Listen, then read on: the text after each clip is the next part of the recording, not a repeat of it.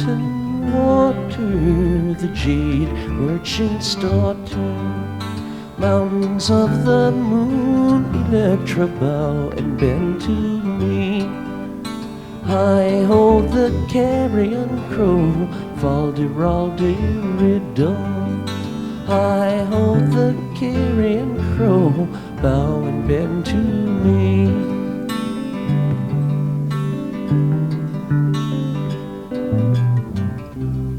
Hey, Tom Banjo.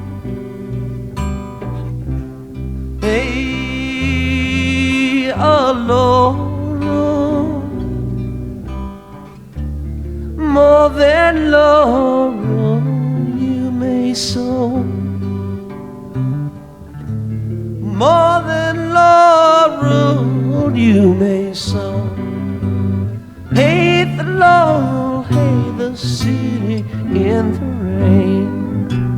Hey, hey, hey, the wildweed waving in the wind.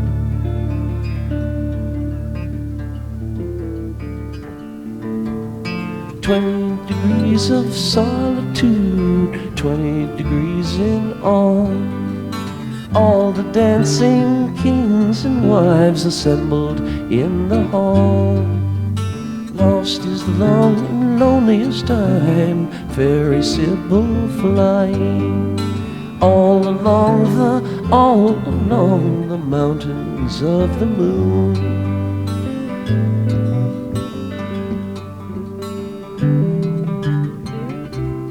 Hey, Tom Banjo, it's time to matter. The earth will see you on through this time. The earth will see you on through this time. Down by the water, the marsh king's daughter, did you know? Clothed in tatters, always will be Tom, where did you go?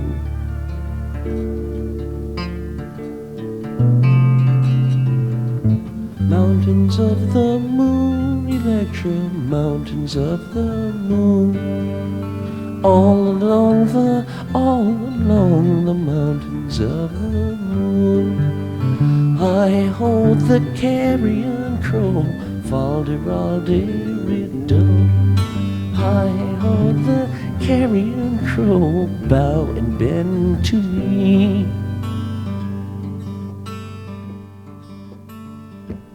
This series of cassettes is intended to give a complete, word-for-word recorded version of the big book, Alcoholics Anonymous, including the following: the preface, the 3 forewords, the first 11 chapters, Dr. Bob's Nightmare, and Alcoholics Anonymous number 3.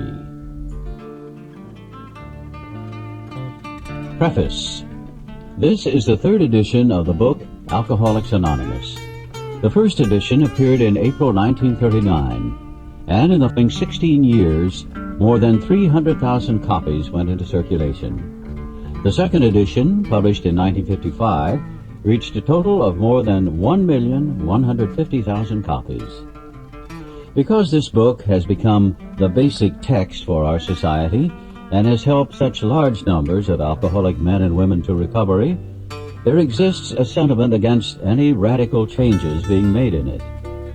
Therefore, the first portion of this volume, describing the AA recovery program, has been left untouched in the course of revisions made for both the second and the third editions. The section called The Doctor's Opinion has been kept intact, just as it was originally written in 1939 by the late Dr. William D. Silkworth, our society's great medical benefactor. The second edition added the appendices, the 12 traditions, and the directions for getting in touch with AA. But the chief change was in the section of personal stories, which was expanded to reflect the fellowship's growth. Bill's story, Dr. Bob's Nightmare, and 6 other personal histories from the first edition were retained. 30 new stories were added, and the story section was divided into 3 parts. In this 3rd edition, Part 1, Pioneers of AA, stands unchanged. 9 of the stories in Part 2, They Stopped in Time, are carried over from the 2nd edition. 8 new stories have been added. In Part 3, They Lost Nearly All, 8 stories have been retained, 5 are new. All changes made over the years in the Big Book, AA members' fond nickname for this volume, have had the same purpose, to represent the current membership of Alcoholics Anonymous more accurately, and thereby to reach more alcoholics. If you have a drinking problem, we hope that you may pause in reading one of the 44 personal stories and think, yes, that happened to me. Or more important, yes, I've felt like that. Or most important, yes, I believe this program can work for me too. Forward to First Edition. This is the forward as it appeared in the first printing of the first edition in 1939.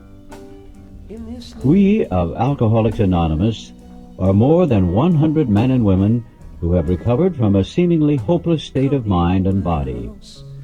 To show other alcoholics precisely how we have recovered is the main purpose of this book. For them, we hope these pages will prove so convincing that no further authentication will be necessary.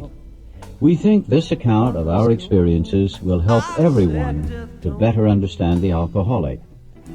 Many do not comprehend that the alcoholic is a very sick person. And besides, we are sure that our way of living has its advantages for all. It is important that we remain anonymous, because we are too few at present to handle the overwhelming number of personal appeals which may result from this publication. Being mostly business or professional folk, we could not well carry on our occupations in such an event. We would like it understood that our alcoholic work is an avocation. When writing or speaking publicly about alcoholism, we urge each of our fellowship to omit his personal name, designating himself instead as a member of Alcoholics Anonymous. Very earnestly, we ask the press also to observe this request, or otherwise we should be greatly handicapped. We are not an organization in the conventional sense of the word. There are no fees or dues whatsoever. The only requirement for membership is an honest desire to stop drinking. We are not allied with any particular faith, sect, or denomination, nor do we oppose anyone. We simply wish to be helpful to those who are afflicted. We should be interested to hear from those who are getting results from this book, particularly from those who have commenced work with other alcoholics. We should like to be helpful to such cases. Inquiry by scientific, medical, and religious societies will be welcomed. Alcoholics Anonymous. Forward to 2nd edition. Figures given in this forward describe the fellowship as it was in 1955. Since the original forward to this book was written in 1939, a wholesale miracle has taken place. Our earliest printing voiced the hope that every alcoholic who journeys will find the fellowship of Alcoholics Anonymous at his destination. Already, continues the early text, 2s and 3s and 5s of us have sprung up in other communities. 16 years have elapsed between our first printing of this book and the presentation in 1955 of our 2nd edition. In space, Alcoholics Anonymous has mushroomed into nearly 6,000 groups, whose membership is far above 150,000 recovered alcoholics. Groups are to be found in each of the United States and all the provinces of Canada. AA has flourishing communities in the British Isles, the Scandinavian countries, South Africa, South America, Mexico, Alaska, Australia, and Hawaii. All told, promising beginnings have been made in some 50 foreign countries and U.S. possessions. Some are just now taking shape in Asia. Many of our friends encourage us by saying that this is but a beginning, only the augury of a much larger future ahead. The spark that was to flare into the first AA group was struck at Akron, Ohio in June 1935 during a talk between a New York stockbroker and an Akron physician.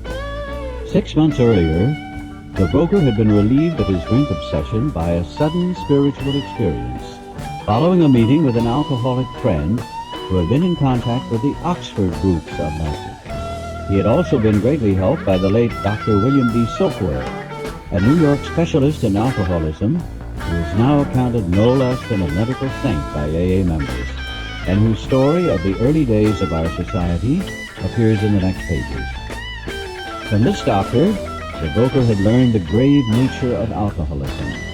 Though he could not accept all the tenets of the Oxford groups, he was convinced of the need for moral inventory, confession of personality defects, restitution to those harmed, helpfulness to others, and the necessity of belief in and dependence upon God. Prior to his journey to Akron, the broker had worked hard with many alcoholics on the theory that only an alcoholic could help an alcoholic. But he had succeeded only in keeping sober himself. The broker had gone to Akron on a business venture which had collapsed, leaving him greatly in fear that he might start drinking again. He suddenly realized that in order to save himself, he must carry his message to another alcoholic. That alcoholic turned out to be the Akron physician. This physician had repeatedly tried spiritual means to resolve his alcoholic dilemma, but had failed. But when the broker gave him Dr. Silkworth's description of alcoholism and its hopelessness, the physician began to pursue the spiritual remedy for his malady with a willingness he had never before been able to muster. He sobered, never to drink again up to the moment of his death in 1950. This seemed to prove that one alcoholic could affect another as no non-alcoholic could.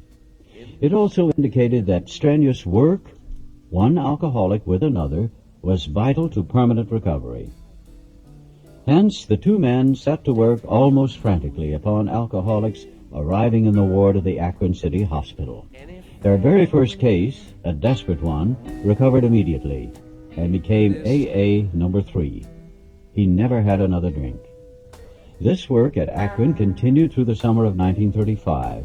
There were many failures, but there was an occasional heartening success.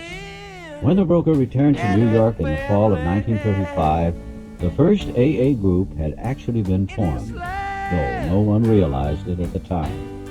By late 1937, the number of members having substantial sobriety time behind them was sufficient to convince the membership that a new light had entered the dark world of the alcoholic. A second small group had promptly taken shape at New York. And besides, there were scattered alcoholics who had picked up the basic ideas in Akron or New York and were trying to form AA groups in other cities. It was now time, the struggling groups thought, to place their message and unique experience before the world. This determination bore fruit in the spring of 1939 by the publication of this volume. The membership had then reached about 100 men and women. The fledgling society, which had been nameless, now began to be called Alcoholics Anonymous, from the title of its own book. The flying blind period ended, and AA entered the new phase of its pioneering time. With the appearance of the new book, a great deal began to happen. Dr. Harry Emerson Fosdick, the noted clergyman, reviewed it with approval. In the fall of 1939, Fulton Oursler, then editor of Liberty, printed a piece in his magazine called Alcoholics and God. This brought a rush of 800 frantic inquiries into the little New York office, which meanwhile had been established. Each inquiry was painstakingly answered. Pamphlets and books were sent out. Businessmen traveling out of existing groups were referred to these prospective newcomers. New groups started up, and it was found to the astonishment of everyone that AA's message could be transmitted in the mail as well as by word of mouth. By the end of 1939, it was estimated that 800 alcoholics were on their way to recovery. In the spring of 1940, John D. Rockefeller Jr. gave a dinner for many of his friends, to which he invited AA members to tell their stories. News of this got on the world wires. Inquiries poured in again, and many people went to the bookstores to get the book Alcoholics Anonymous. By March 1941, the membership had shot up to 2,000. Then Jack Alexander wrote a feature article in the Saturday Evening Post and placed such a compelling picture of AA before the general public that alcoholics in need of help really deluged us. By the close of 1941, AA numbered 8,000 members. The mushrooming process was in full swing. AA had become a national institution. Our society then entered a fearsome and exciting adolescent period. The test that it faced was, could these large numbers of erstwhile erratic alcoholics successfully meet and work together? Would there be quarrels over membership, leadership, and money? Would there be strivings for power and prestige? Would there be schisms which would split AA apart? Soon AA was beset by these very problems on every side and in every group. But out of this frightening and at first disrupting experience, the conviction grew that AAs had to hang together or die separately. We had to unify our fellowship or pass off the scene. As we discovered the principles by which the individual alcoholic could live, so we had to evolve the principles by which the AA groups and AA as a whole could survive and function effectively. It was thought that no alcoholic man or woman could be excluded from our society, that our leaders might serve but never govern, that each group was to be autonomous, and there was to be no professional class of therapy. There would be no fees or dues. Our expenses were to be met by our own voluntary contributions.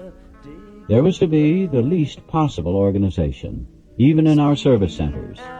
Our public relations were to be based upon attraction rather than promotion.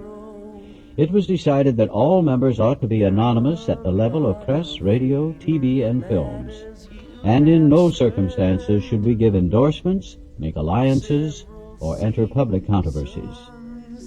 This was the substance of AA's 12 traditions, which are stated in full on page 564 of this book. Though none of these principles had the force of rules or laws, they had become so widely accepted by 1950 that they were confirmed by our first international conference held at Cleveland.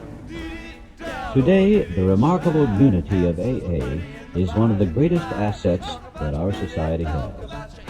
While the internal difficulties of our adolescent period were being ironed out, public acceptance of AA grew by leaps and bounds. For this, there were two principal reasons: the large numbers of recoveries and reunited homes. These made their impressions everywhere. Of alcoholics who came to AA and really tried, 50% got sober at once and remained at it. 25% sobered up after some relapses, and among the remainder, those who stayed on with AA showed improvement. Other thousands came to a few AA meetings and at first decided they didn't want the program. But great numbers of these, about 2 out of 3, began to return as time passed. Another reason for the wide acceptance of AA was the ministration of friends in medicine, religion, and the press, together with innumerable others who became our able and persistent advocates. Without such support, AA could have made only the slowest progress. Some of the recommendations of AA's early medical and religious friends will be found further on in this book. Alcoholics Anonymous is not a religious organization. Neither does AA take any particular medical point of view, though we cooperate widely with the men of medicine, well, as with the men of religion. Alcohol being no respecter of persons, we are an accurate cross-section of America. And in distant lands, the same democratic evening up process is now going on. By personal religious affiliation, we include Catholics, Protestants, Jews, Hindus, and a sprinkling of Muslims and Buddhists. More than 15% of us are women.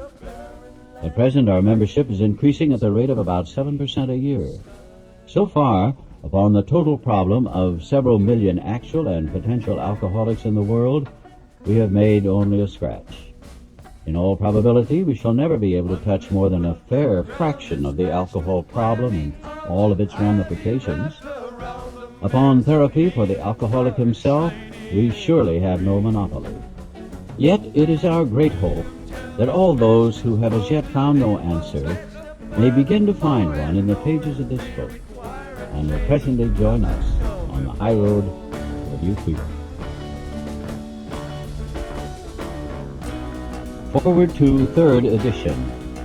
By March 1976, when this edition went to the printer, the total worldwide membership of Alcoholics Anonymous was conservatively estimated at more than 1 million, with almost 28,000 groups meeting in over 90 countries. Surveys of groups in the United States and Canada indicate that AA is reaching out, not only to more and more people, but to a wider and wider range. Women now make up more than 1/4 of the membership. Among newer members, the proportion is nearly 1/3. 7% of the AA surveyed are less than 30 years of age. Among them, many in their teens. The basic principles of the AA program, it appears, hold good for individuals with many different lifestyles, just as the program has brought recovery to those of many different nationalities. The 12 steps that summarize the program may be called Los 12 Pasos in one country, Les 12 Étapes in another, but they trace exactly the same path to recovery that was blazed by the earliest members of Alcoholics Anonymous. In spite of the great increase in the size and the span of this fellowship, at its core, it remains simple and personal. Each day, somewhere in the world, recovery begins when one alcoholic talks with another alcoholic, sharing experience, strength, and hope. The footnotes on this page tell us that in 1978, more than 30,000 groups are meeting in over 90 countries. And in 1978, about 1/3 of the membership is composed of women, and 11% are 30 and under. The doctor's opinion. We of Alcoholics Anonymous believe that the reader will be interested in the medical estimate of the plan of recovery described in this book. Convincing testimony must surely come from medical men who have had experience with the sufferings of our members and have witnessed our return to health. A well-known doctor, chief physician at a nationally prominent hospital specializing in alcoholic and drug addiction, gave Alcoholics Anonymous this letter. To whom it may concern, I have specialized in the treatment of alcoholism for many years. In late 1934, I attended a patient who, though he had been a competent businessman of good earning capacity, was an alcoholic of a type I had come to regard as hopeless. In the course of his third treatment, he acquired certain ideas concerning a possible means of recovery. As part of his rehabilitation, he commenced to present his conceptions to other alcoholics, impressing upon them that they must do likewise with still others.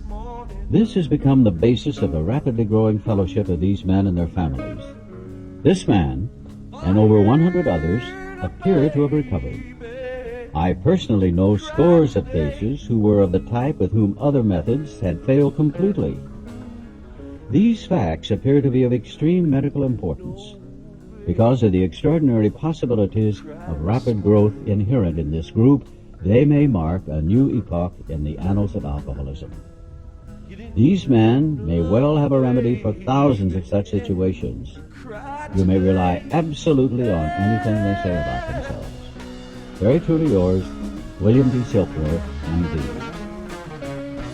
The physician who, at our request, gave us this letter has been kind enough to enlarge upon his views in another statement which follows. In this statement, he confirms what we who have suffered alcoholic torture must believe, that the body of the alcoholic is quite as abnormal as his mind. It did not satisfy us to be told that we could not control our drinking just because we were maladjusted to life, that we were in full flight from reality or were outright mental defectives. These things were true to some extent, in fact, to a considerable extent with some of us. But we are sure that our bodies were sickened as well. In our belief, any picture of the alcoholic which leaves out this physical factor is incomplete. The doctor's theory that we have an allergy to alcohol interests us. As laymen, our opinion as to its soundness may of course mean little, but as ex-problem drinkers, we can say that his explanation makes good sense. It explains many things for which we cannot otherwise account. Though we work out our solution on the spiritual as well as an altruistic plane, we favor hospitalization for the alcoholic who is very jittery or befogged. More often than not, it is imperative that a man's brain be cleared before he is approached, as he has then a better chance of understanding and accepting what we have to offer. The doctor writes, "The subject presented in this book seems to be of paramount importance to those afflicted with alcoholic addiction. I say this after many years' experience as medical director at one of the oldest hospitals in the country treating alcoholic and drug addiction. There was, therefore, a sense of real satisfaction when I was asked to contribute a few words on a subject which is covered in such masterly detail in these pages. We doctors have realized for a long time that some form of moral psychology was of urgent importance to alcoholics, but its application presented difficulties beyond our conception. What with our ultra-modern standards, our scientific approach to everything, we are perhaps not well equipped to apply the powers of good that lie outside our synthetic knowledge. Many years ago, one of the leading contributors to this book came under our care in this hospital, and while here, he acquired some ideas which he put into practical application at once. Later, he requested the privilege of being allowed to tell his story to other patients here, and with some misgiving, we consented. The cases we have followed through have been most interesting. In fact, many of them are amazing. The unselfishness of these men, as we have come to know them, the entire absence of profit motive, and their community spirit is indeed inspiring to one who has labored long and wearily in this alcoholic field. They believe in themselves, and still more in the power which pulls chronic alcoholics back from the gates of death. Of course, an alcoholic ought to be freed from his physical craving for liquor, and this often requires a definite hospital procedure before psychological measures can be of maximum benefit. We believe, and so suggested a few years ago, that the action of alcohol on these chronic alcoholics is a manifestation of an allergy, that the phenomenon of craving is limited to this class and never occurs in the average temperate drinker. These allergic types can never safely use alcohol in any form at all, and once having formed the habit and found they cannot break it, once having lost their self-confidence, their reliance upon things human, their problems pile up on them and become astonishingly difficult to solve. Frothy emotional appeal seldom suffices. The message which can interest and hold these alcoholic people must have depth and weight. In nearly all cases, their ideals must be grounded in a power greater than themselves if they are to recreate their lives. If any feel that, as psychiatrists directing a hospital for alcoholics, we appear somewhat sentimental, let them stand with us a while on the firing line. See the tragedies, the despairing wives, the little children. Let the solving of these problems become a part of their daily work, and even of their sleeping moments, and the most cynical will not wonder that we have accepted and encouraged this movement. We feel after many years of experience that we have found nothing which has contributed more to the rehabilitation of these men than the altruistic movement now growing up among them. Men and women drink essentially because they like the effect produced by alcohol. The sensation is so elusive that while they admit it is injurious, they cannot after a time differentiate the true from the false. To them, their alcoholic life seems the only normal one. They are restless, irritable, and discontented unless they can again experience the sense of ease and comfort which comes at once by taking a few drinks. drinks which they see others taking with impunity. After they have succumbed to the desire again, as so many do, and the phenomenon of craving develops, they pass through the well-known stages of a spree, emerging remorseful with a firm resolution not to drink again. This is repeated over and over, and unless this person can experience an entire psychic change, there is very little hope of his recovery. On the other hand, and strange as this may seem to those who do not understand, once a psychic change has occurred, the very same person who seemed doomed, who had so many problems he despaired of ever solving, and suddenly finds himself easily able to control his desire for alcohol. The only effort necessary being that required to follow a few simple rules. Men have cried out to me in sincere and despairing appeal, "Doctor, I cannot go on like this. I have everything to live for. I must stop. But I cannot. You must help me." Faced with this problem, if the doctor is honest with himself, he must sometimes feel his own inadequacy. Although he gives all that is in him, it often is not enough. One feels that something more than human power is needed to produce the essential psychic change. Though the aggregate of recoveries resulting from psychic effort is considerable, we physicians must admit we have made little impression upon the problem as a whole. Many types do not respond to the ordinary psychological approach. I do not hold with those who believe that alcoholism is entirely a problem of mental control. I have had many men who had, for example, worked a period of months on some problem or business deal which was to be settled on a certain date favorably to them. They took a drink a day or so prior to that date, and then the phenomenon of craving at once became paramount to all other interests, so that the important appointment was not met. These men were not drinking to escape. They were drinking to overcome a craving beyond their mental control. There are many situations which arise out of the phenomenon of craving which cause men to make the supreme sacrifice rather than continue to fight. The classification of alcoholics seems most difficult and in much detail is outside the scope of this book. There are, of course, the psychopaths who are emotionally unstable. We're all familiar with this type. They are always going on the wagon for keeps.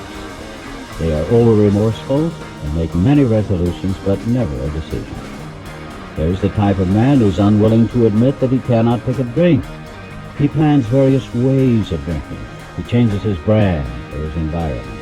There's a type who always believes that after being entirely free from alcohol for a period of time, he can take a drink without danger. There is the manic-depressive type, who is perhaps the least understood by his friends, and about whom a whole chapter could be written.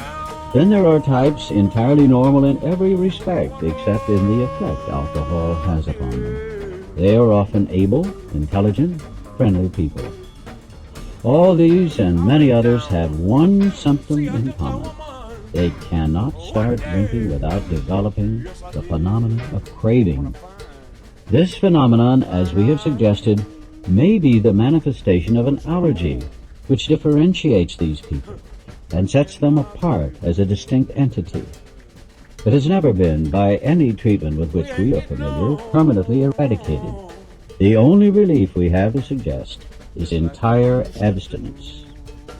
This immediately precipitates us into a seething cauldron of debate. Much has been written, pro and con, but among physicians the general opinion seems to be that most chronic alcoholics are doomed. What is the solution? Perhaps I can best answer this by relating one of my experiences. About 1 year prior to this experience, a man was brought in to be treated for chronic alcoholism.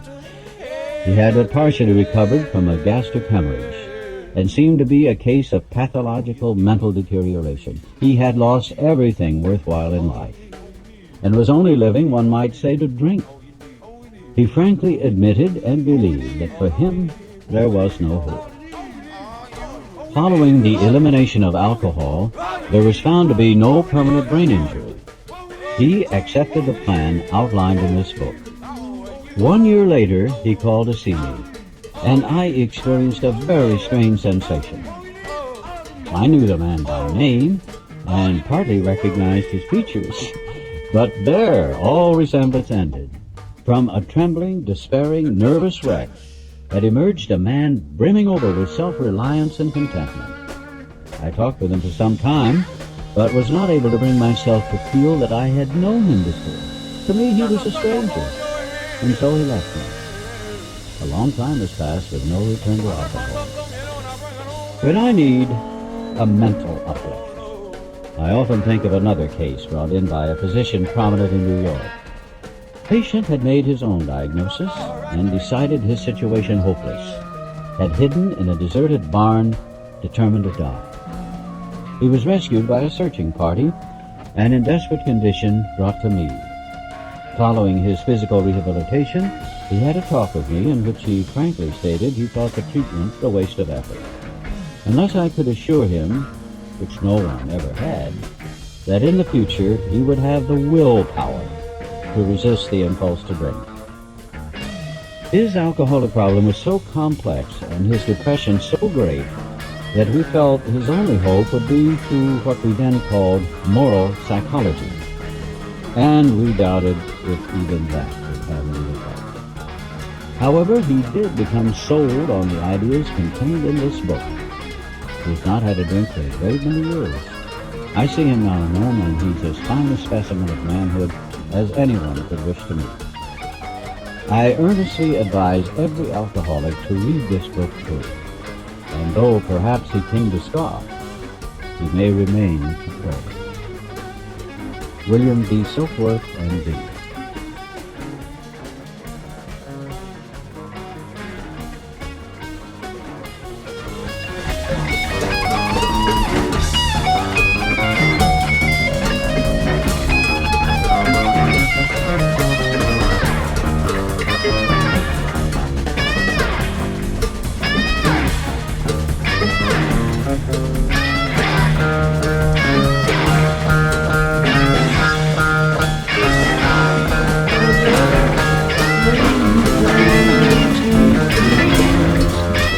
I want to lay you upon your Savior's breast. I love you, oh, but Jesus loves you the best. And I bid you good night, good night, good night. And I bid you good night. Good night, good night. Lay down, my dear brothers, lay down and take your rest. I want to lay your head upon your Savior's breast. I love you, oh, but Jesus loves you the best. And I bid you good night, good night, good night. And I bid you good night, good night, good night. And I bid you good night, good night, good night.